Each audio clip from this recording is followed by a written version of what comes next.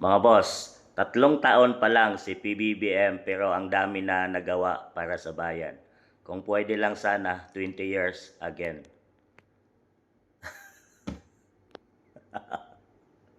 Dapat nilinaw dito kung 3 taong maraming nagawang kalukuhan or maraming nagawang kabutihan. Dapat malinaw. Kasi nakikita ng taong bayan at di tayo pwedeng magsinungaling kung anong nagawa ni PBBM sa kanyang 3 taong nakalipas.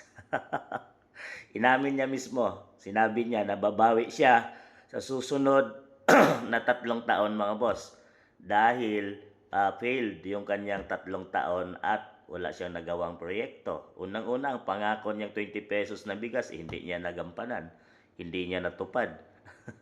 Pangalawa, talamak na korupsyon sa ating bansa ang hindi niya mapigilan mga boss.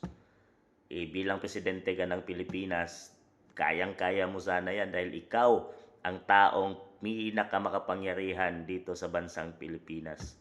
So kaya mong gawin, kaya mong utusan ang mga husgado, kaya mong utusan ang mga ang Congress, kaya mong utusan ang senador na tugisin ang mga taong sakim at binulsa ang pera ng taong bayan. Pero hindi ginawa nito mga boss. Bagkos, fail pa, mahal pa ng mga bilihin, nagtaas yung dollar laban sa peso. Talagang kahirapan ang nangyari sa ating bansang Pilipinas. Tapos, kung dadagdagan mo pa ng 20 years, patay na. Patay ng mga Pilipino at mga tao sa bansang Pilipinas.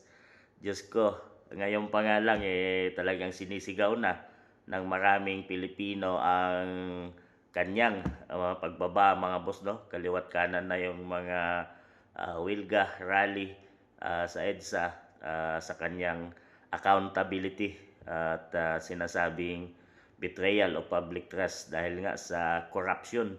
Ngayon billions at budget insertions, billions dito sa flood control. Wala pang taong malalaking isda na napapakulong at talagang marami na ang mga taong o mga Pilipinong ayaw kay PBBM.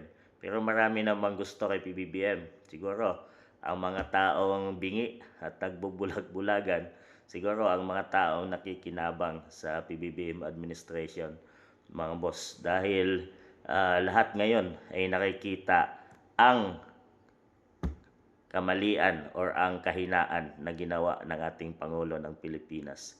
So kayo mga boss, sang-ayon ba kayo na dadagdagan pa ng 20 years ang panunungkulan ni PBBM sa ating bansang Pilipinas? Ngayon pa nga lang 3 years, parang ayaw na natin. Pero sinasabi niya na babawi siya sa nalalabi niyang 3 taong panunungkulan. Isa na makita natin mga boss dahil trillions ang budget ng Pilipinas na sana ay magamit sa tama under PBBM administration. Matingin niyo mga boss, nasiyahan ba kayo sa 3 years na performance ni PBBM at dadagdagan pa ng 20 years? Comment niyo dyan mga boss.